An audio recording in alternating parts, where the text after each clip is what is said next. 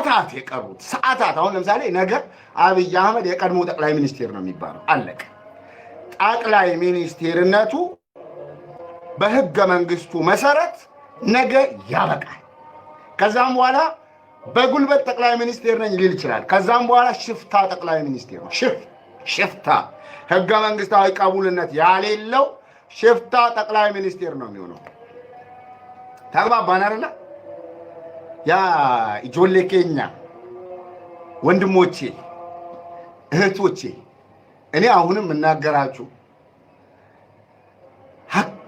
ሐቅን እንቀበላት ብትመረንም እንዋጣት መራር ሐቅ አለች ያችን የምትመር ሐቅ ያችን መራር ሐቅ እንደምንም በውሃም በሻይም በቡና ማርገን እናወራርዳት ኦሮሞ ድል ሲያደርግ ኢትዮጵያዊ ነው የኦሮሞ ድል የኢትዮጵያውያን ድል ነው ከዛ ኦሮሞዎች ደግሞ ማዳጋስከራውያን ናቸው ይጋጫል ነው ምላችሁ እኔ አሹራ የሚባለው ሰው አርቲስቱ አትሌቱ አሁን እሱ ዛሬ እሱን ጠራው እንጂ ሁሉም እነ ቀነኒሳ እነ ደራርቱ እነ ፋጡማ ሮባ እነ ምናምን ሮባ እነ ምናምን ቱሉ ገመደ ቶላ ፈይሳ ነው ኢትዮጵያ ባለም አደባባይ ላይ ስሟ ከፍ ተብሎ የሚጠራባቸው ልጆቿ እነ ቱሉ ናቸው እነ ገመደ እነ ፈይሳን ባህላቸውን ጠልተህ ቋንቋቸውን ጠልተህ ራሳቸውን ማዳጋስከራዊ ብለህ ድላቸውን ኢትዮጵያዊ ስትል ሼም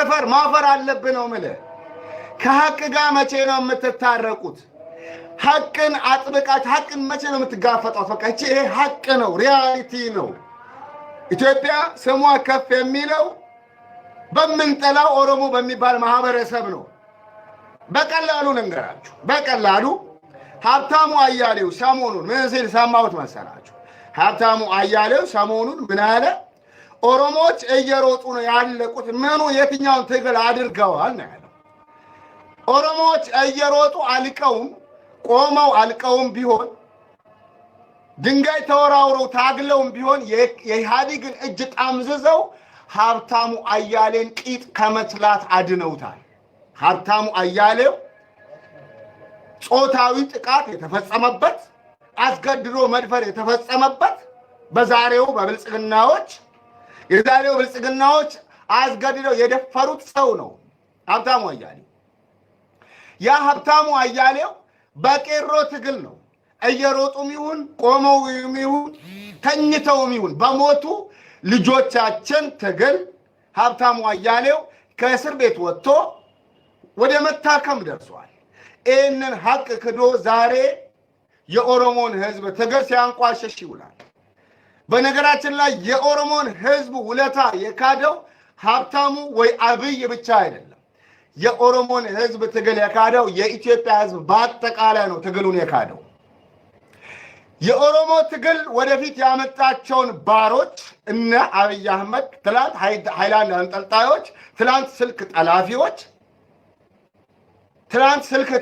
ትላንት ሃይላንድ አንጠልጣዮች ትላንት አሰቃዮች ይቅርታ ታርመናል እኛ ነበርን አሸባሪው ብለው ይቅርታ እንዲጠይቁ ያስገደዳቸው የኦሮሞ ህዝብ ትግል መሆኑን የካደው የኦሮሞ ህዝብ የኢትዮጵያ ህዝብ በአጠቃላይ ነው አሁን እኔ እንደዚህ ሳወራ አንዳንዶች ወጡና እድሜ ለአብይ አህመድ በል አንተ እንደዚህ እንድታወራ ያደረገ አብይ አህመድ ነው የሚሉ ሰዎች አሉ እንደዚህ አውርቼ አብይ አህመድ በሚያስተዳድራቸው ክልሎች ትግራይ ሲቀር በሌሎች ክልሎች በሰላም መኖር ይችላል ወይ እኔ ጥያቄ እችላለሁ አልችልም ሁለተኛ አብይ አህመድ ከመታወቁ በፊት እኔ እታወቃለሁ እየነገርኩ ነው እውነቱን ነው የምነግርህ ከአብይ አህመድ በፊት እኔ እታወቃለሁ እኔ ቢያንስ በመቶ ሺዎች እታወቃለሁ አብይ አህመድ በሺዎች በማይታወቅበት ጊዜ አብይ አህመድ አድፍጦ ኢትዮጵያውያንን ቆለጥ ላይ ሃይላንድ በሚያንጠለጥልበት ጊዜ እኔ የኢህአዴግን ስርዓት በመተቸት እታወቃለሁ እየነገርኩ ነው። ይሄ ሀቁ ነው። ቢመርሟቸው ይሄ ልጅ አበደ እንዴ? ጭራሽ ከጠቅላይ ሚኒስቴሩ በፊት እኔ እታወቃለሁ ማለት ጀመረ እንዴ? እውነት ነው፣ ሀቅ ነው፣ ተቀበለው። አብይን እያንዳንዱ አሁን እዚህ ውስጥ ያላችሁ ሁላችሁም አብይን ከማወቃችሁ በፊት እኔን ታውቁኛላችሁ አይደለም እንዴ? አብይን ያወቃችሁት 2 ዓመት ነው። እኔን ያወቃችሁኝ 4 ዓመት ነው። 4 ዓመት ነው። እየነገር እኔን ያወቀኝ 4 ዓመት ነው። አብይን ያወቀው 2 ዓመት ነው። ቄሮ ባደረገው ትግል አብይ አህመድ በአሻጥር ወደፊት መጣና ይቅርታ ጠየቀና የቄሮን ትግል ጠለፈና ወደ ስልጣን ወጣና ቄሮ መደብደብ ጀመረ። ቄሮን መደብደብ ጀመረ። ከአብይ በፊት እኔ ነኝ የምታወቀው። በነገራችን ላይ አንድ አቅል ነገራችሁ። አብይ አህመድና እኔ በዲሞክራሲያዊ በፍትሃዊ ምርጫ ብንወዳደር የአብይን ዝቅታ ለማሳየት ነው የምነግራችሁ። እኔና አብይ አህመድ በዲሞክራሲያዊ ምርጫ ብንወዳደር በኢትዮጵያ ምድር ላይ እኔ አሸንፈዋለሁ። በዲሞክራሲያዊ ምርጫ እኔና ሌላ አማራጭ የለም። ወይ እኔን ወይ አብይን መምረጥ አለብህ ተብሎ ለኢትዮጵያ ሕዝብ ምርጫ እኔና አብይ ብቻ ብንቀርብለት የኢትዮጵያ ሕዝብ የሚመርጠው እኔን ነው። እውነቴን ነው የምላችሁ። ይሄ ሀቅ ፋክት ነው። አብይ አህመድ በጣም ዝቅ ያለ ወራዳ ሰው መሆኑን የምታውቁት በዚሁ ነው። ከየትኛውም ተራ ኢትዮጵያዊ ምርጫ ሊሆን አይችልም። አብይ አህመድ ከየትኛውም ተራ ኢትዮጵያዊ ጋር ብታወዳድሩት ምርጫ የሚሆነው ተራው ኢትዮጵያዊ እንጂ አብይ አህመድ አይደለም። ለምን? አብይ አህመድ የታወቀ ዛሬ በተናገረው ነገ የማይቆም ወራዳ ሰው ነው። አብይ አህመድ መርህና ስትራቴጂ ፖሊሲ ያሌለው ባዶ ቀፎ ነው። አብይ አህመድ ተለጣፊ አስተሳሰብ ትላንት ላይ ቆሞ ዛሬን ማስተዳደር የሚፈልግ ወራዳ ሰው ነው አብይ። ይሄ እውነቴን ነው የምላችሁ። እኔ እንደ አንዳንድ ሰዎች ራሴ የሆነ ክሬዲት ለመስጠት ፈልጌ ሳይሆን እውነቱን ነው የምነግራችሁ። እኔና አብይ አህመድ ብቸኛ ለኢትዮጵያ ለውድድር የቀረብን ሰዎች ብንሆን የኢትዮጵያ ሕዝብ የሚመርጠው እኔን ነው። ከአማራ ውጭ አጠቃላይ የኢትዮጵያ ሕዝብ እኔን ይመርጣል። ይሄ 100% እርግጠኛ ሆኜ ነው የምነግራችሁ። 100% እርግጠኛ ሆኜ ነው የምነግራችሁ። የሆነ ሆኖ የአብይ አህመድ ስርዓት ወይም ደግሞ ጠቅላይ ሚኒስትር አብይ አህመድ ከነገ ጀምሮ የቀድሞ ጠቅላይ ሚኒስቴር ይባላል። ሰዓታት ነው የቀሩት። ጠቅላይ ሚኒስቴር ለምሳሌ ለሚቀጥሉት 10 ሰዓታት ወይም ደግሞ 6 ሰዓታት ለሚቀጥሉት 5 ሰዓታት ጠቅላይ ሚኒስቴር ነው። ከዛም በኋላ የቀድሞ ጠቅላይ ሚኒስቴር ነው የሚባለው። ጌታቸው ረዳ እንዳለው ብቻ ሳይሆን ህገ መንግስታችን እንደሚለው የጠቅላይ ሚኒስቴር አብይ አህመድ ስልጣን የሚያበቃው ከሰዓታት በኋላ ነው። ከሰዓታት በኋላ ጠቅላይ ሚኒስቴር አብይ አህመድ ሳይሆን የቀድሞ ጠቅላይ ሚኒስቴር ይባላል። ህገ ወጦች፣ በህገ መንግስት የማታምኑ፣ በመርህ የማታምኑ፣ ዝም ብሎ በደሳለኝና በሽለላ የምታምኑ ሰዎች ጠቅላይ ሚኒስቴር እያላችሁ ሊቀጥሉ ትችላላችሁ። እሱም ደግሞ ጠቅላይ ሚኒስቴር ነኝ እያለ ሊቀጥል ይችላል። ምክንያቱም ሼም የለውም፣ ሼፕም የለውም። በህገ መንግስቱ መሰረት እኔና አብይ አህመድ ከሰዓታት በኋላ እኩል ግለሰቦች ነን። እኩል እኔና አብይ ከሰዓታት በኋላ እኩል ግለሰቦች ነን። በማን መሰረት? በህገ መንግስቱ መሰረት። በህገ መንግስቱ መሰረት እኔና ሞፈሪያት እኩል ግለሰብ ነን። ስለ ህግ ነው እያወራን ያለነው። ስለ ህገ መንግስት ነው እያወራን ያለነው። አንድ ሀገር ህገ መንግስት ካሌላት ሀገሪቷ የለችም። ህገ መንግስት ያሌላት ሀገር እንድትኖር ከፈለጋችሁ የራሳችሁ ጉዳይ። የኔና የአብይ ስልጣን ከሰዓታት በኋላ እኩል ነው። እሱም ግለሰብ ነው፣ እኔም ግለሰብ ነኝ። ልዩነታችን እሱ የቀድሞ ጠቅላይ ሚኒስቴር ይባላል፣ እኔ አክቲቪስት እባላለሁ። ቢዋጥላችሁም ባይዋጥላችሁ ስትፈልጉ በውሃ ስትፈልጉ በኮካ ስትፈልጉ በሚሪንዳ አድርጋችሁ ዋጡት። እኔ ዛሬም አክቲቪስት እባላለሁ። እሱ ግን የቀድሞ ጠቅላይ ሚኒስቴር ይባላል። የኔና ጠቅላይ ሚኒስቴር ያሁኑ ጠቅላይ ሚኒስቴር ከሰዓታት በኋላ የቀድሞ ጠቅላይ ሚኒስቴር የሚሆነው የአብይ አህመድ ስልጣን ከሰዓታት በኋላ እኩል ይሆናል። አንዳንዴ ደግሞ እኔ የበለጠ ስልጣን ይኖር። ከዛም በኋላ ጠቅላይ ሚኒስቴር አብይ አህመድ ወይም ደግሞ የቀድሞ ጠቅላይ ሚኒስቴር በሚቀጥሉት ከሰዓታት በኋላም እኔ ጠቅላይ ሚኒስቴር ነኝ ማውቀው ነገር የለም ህግ አላከብርም ህገ መንግስት አላከብርም ካለ ጠቅላይ ሚኒስቴር ነኝ እያለ መኖር ይችላል። መኖርም የሚችልበት ሁኔታዎች አሉ። ግን ህገ መንግስቱ ጠቅላይ ሚኒስቴርነቱን አንስቶበታል። እኔ አይደለሁም ያነሳውበት፣ ህገ መንግስቱ ነው። በህግ የምታምኑ ከሆነ በህግ የምትተዳደር በህግ የማይተዳደር በነገራችን ላይ ከብት ብቻ ነው። ከብት ብቻ ነው ህገ ወጥ ዝም ብሎ የሚነዳ ዝም ብሎ የሚሄድ ከብት ብቻ ነው። እኔ ከብት አይደለሁም የሰው ልጅ ነኝ ያልክ በህግ ትተዳደራለህ። ኢትዮጵያ ላለፉት 27 ዓመታት ስትገዛበት የነበረው ወይም ደግሞ በተግባር 100% ሊረጋገጥ ያልቻለው ህገ መንግስት ዛሬም ስራ ላይ ነው። ዛሬም ስራ ላይ ነው። አብይ አህመድ ራሱ ህገ መንግስቱን አስከብራለሁ ነው የሚለው በአፉ። ህገ መንግስቱን አስከብራለሁ ነው የሚለው። የትኛውን ህገ መንግስት? ላለፉት 27 ዓመታት የተገዛንበትን ህገ መንግስት። ያለፉት 27 ዓመት የተገዛንበት ህገ መንግስት ደግሞ ለአብይ አህመድ ጠቅላይ ሚኒስቴርነቱን ይከለክለዋል። እኔና አብይ አህመድ ከሰዓታት በኋላ እኩል ግለሰቦች ነን። እኩል ይሄ ወላሂ የምሬን ነው የምላችሁ። እኔና አብይ አህመድ ብቻ ተወዳድረን ሌሎች አሉ አይደለ? ከነሱ ጋር ያልወዳደርም። አብይ አህመድ ግን ከኔ ዝቅ ያለ ሰው ነው። ከኔ በታች የሆነ ሰው ነው። ከኔ በታች፣ ከኔ ዕውቀት፣ ከኔ ሚዛን፣ ከኔ እይታ በታች የሆነ ወራዳ ሰው ነው። እኔ ሁሌም እነግራችኋለሁ፣ እኔን ከአብይ አህመድ በላይ አድርጌ ነው የማስበው። ከኔ በታች በሆነ ሰው ነው የምትመኩት። ምክንያቱም የሚናገረው የሚሰራው የሕፃን ልጅ ነው። በአጠቃላይ ህገ መንግስት አስጠብቃለሁ፣ ህገ መንግስቱን እጠብቃለሁ ይላል። ህገ መንግስቱ የከለከለውን ስልጣን ግን ያስቀጥላል። ህገ መንግስቱ ከ5 ዓመት በኋላ ምርጫ ሳይደረግ ጠቅላይ ሚኒስቴር መሆን አይቻልም ይላል ህገ መንግስቱ። እኔ አይደለው አስጠብቀዋለሁ አስከብረዋለሁ ብሎ የሚናገርለት ህገ መንግስት ራሱ የአብይ አህመድን ስልጣን ከሰዓታት በኋላ ይገድበዋል። አለቀ ደቀቀ። የሆነ ሆኖ ግን ወደ ዋናው ዓላማ ልምጣና ከሰዓታት በኋላ ጠቅላይ ሚኒስትሩ የሚያወጣቸው የትኛውም ትዕዛዞች ፓርላማ ወይም ደግሞ የህዝብ ተወካዮች የሚባለው ስልጣኑ የሚያበቃው ኃይል የሚያወጣቸው ትዕዛዞች፣ ህጎች ህገ መንግስት በማያምነው አካል ተቀባይነት ይኖራቸዋል። በህገ መንግስቱ በሚያምነው አካል ግን ተቀባይነት አይኖራቸውም። አለቀ ደቀቀ። በህገ መንግስት ታምናለህ፣ አትቀበላቸውም። ጠቅላይ ሚኒስቴሩም ይሁን የህዝብ ተወካዮች ምክር ቤት የሚባለው ስልጣኑ የሚያበቃው አካል በሚያወጣቸው ህጎች አልገዛም የማለት መብት አለ። ለምን? ህገ መንግስቱ ስልጣናቸውን ነስቷቸዋል። ህገ መንግስቱ ስልጣናቸውን ከልክሏቸዋል። እና የሆነ ሆኖ ትንሽ እያላበኝ ነው።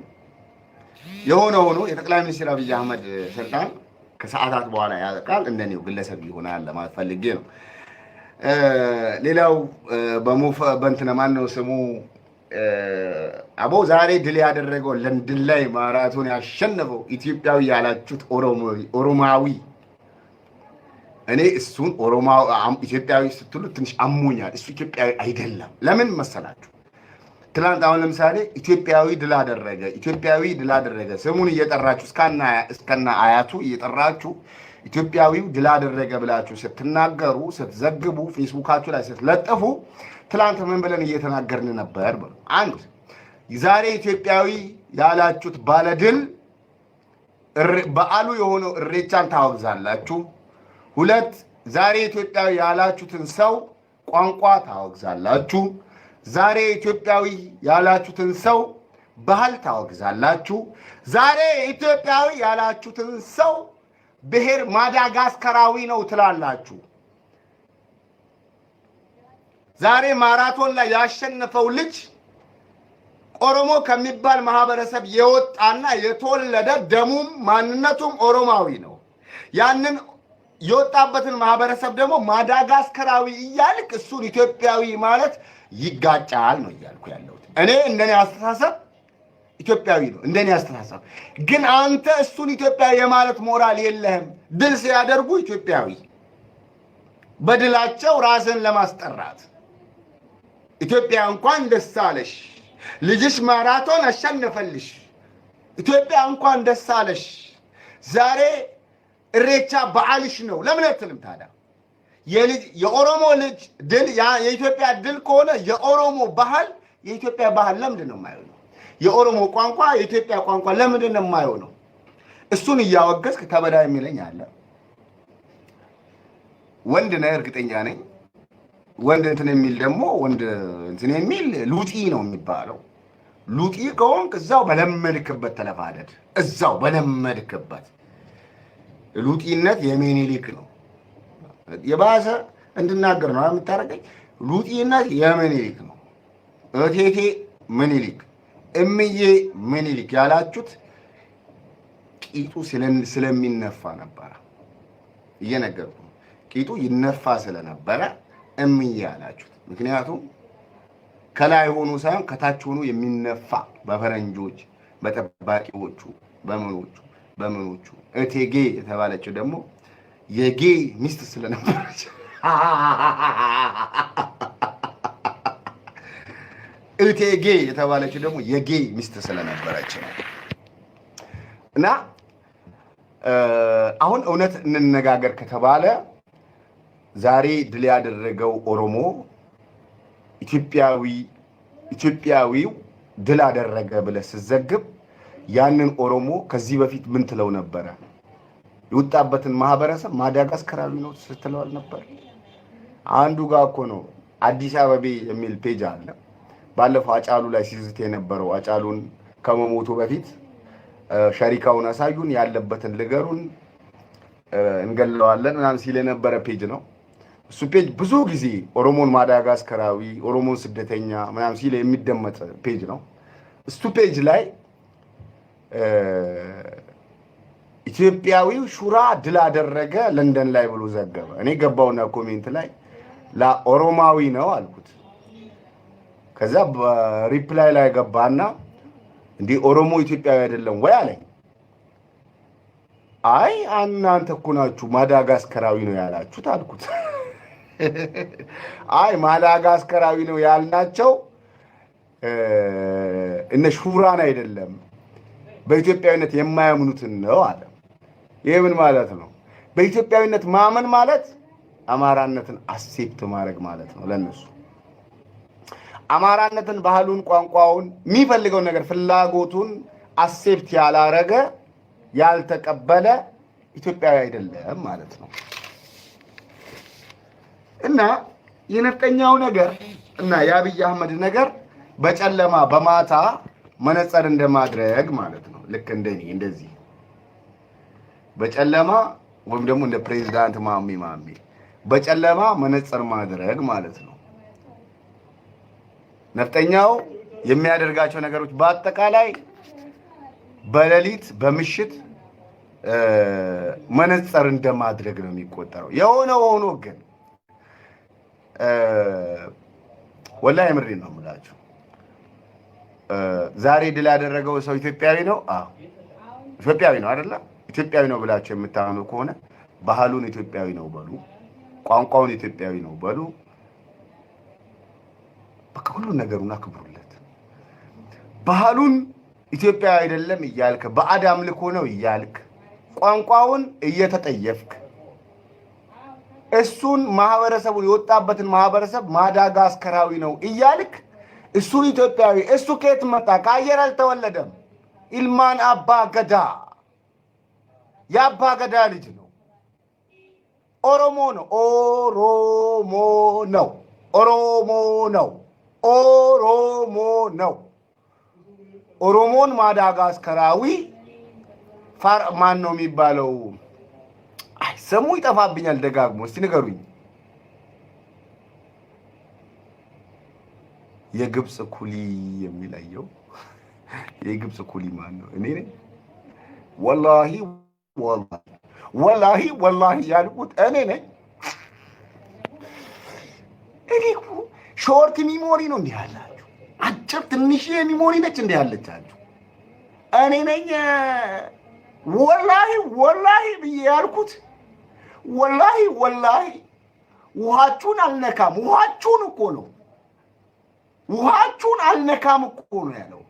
ወላሂ ወላሂ ውሃችንን፣ ውሃው የጋራ ችግር የለው፣ አብሮ መብላት የኢትዮጵያውያን ባህል ነው ትሉ የለ። ውሃችን ችግር የለው። ወላሂ ወላሂ ውሃችሁን እኮ ነው ያለው። ራሱን ከውሃው ባለቤትነት ነፃ አወጣና ውሃችሁን ያለውን ሰውዬ ምርጥ ኢትዮጵያዊ አብይ አህመድን ማለት ነው። እኔም የግብጽ ተላላኪ። አረ ሼም ይደብራል። እኔ በበኩሌ አላህ ሱብሓነሁ ወተዓላ በፈጠረልን ኒዕማ ላይ የሚገባቸውን ያህል ማግኘት አለባቸው፣ የሚገባንን ያህል ማግኘት አለብን ብዬ የማምን ሰው ነኝ። ምክንያቱም ውሃው ከፈጣሪ የተሰጠን ስጦታ ነው። ክርስቲያን አይደለ? ውሃው ከእግዚአብሔር የተሰጠን ነው ብለህ እመን። ሙስሊም ነኝ። ውሃው ከአላህ ሱብሓነሁ ወተዓላ የተሰጠን ኒዕማ ነው ብዬ አምናለሁ። ከአላህ ሱብሓነሁ ወተዓላ የተሰጠንን ኒዕማ በጋራ አብቃቅተን መካፈል፣ መጠቀም የምንችልበትን ፖሊሲ ማውጣት አለብን። ግን አብይ አህመድ ወላሂ ወላሂ ወላሂ ወላሂ ውሃችሁን አልነካባችሁ ነው ያለው። እሱ ኢትዮጵያዊ እኔ እኮ የኢትዮጵያ ሕዝብ በጣም ግራ ትገባኛለህ። ብርሃኑ ነጋ $500,000 ተቀብሎ የአባይን ግድብ ሽጦ በወያኔ ዘመን የአባይ ግድብ የወያኔ የፖለቲካ ቁማር ነው ብሎ $500,000 ሽጦት ሲያበቃ ብርሃኑ ነጋ የአባይ ጠበቃ፣ እኔ የአባይ ባንዳ። ምክንያቱም በሰዓቱ ኢህአዴግን ብቃወምም አባይን አልቃወምም ነበረ። አባይ ግድብን የህዋት የፕሮፓጋንዳ ግድብ ነው ብዬ አላውቅም። እኔ በጣም የሚገርመኝ ነገር ያኔ ህዋት ለፕሮፓጋንዳ እየሰራችው ነው የተባለው ግድብ ላይ እየዘፈኑ ለሱ ግድብ እየዘፈኑ ህዋትን ማውገዛቸው። የሆነ ሆኖ እርግጠኛ ሆኜ የምነግራችሁ ነገር ከሰዓታት በኋላ ስልጣኑ በሚያበቃው ጠቅላይ ሚኒስቴር የሚመራ ተጋሩ የለም። በነገራችን ላይ ሰበር ዜና አለኝ። እዚህ ሀገር ያላችሁ ተጋሮች ስልክ ቁጥሬን የምታውቁ ከሆነ የትግራይ የባህል ልብስ የሚያዘጋጅ የሚሰፋ በምትፈልጉት አይነት ዲዛይን የራያ የተለያዩ የትግራይ የባህል ልብሶችን የሚሰፋ የሚያዘጋጅ ጓደኛ አለኝ። እኔ ራሴ ዛሬ 2 ጠለቦችን ጠልቤያለሁ ለእኔና ለጓደኛዬ። አንዱ ኦሮሞ ነው፣ አንዱ ስልጤ ነው። የትግራይ ባህል ልብስን ጠልበናል፣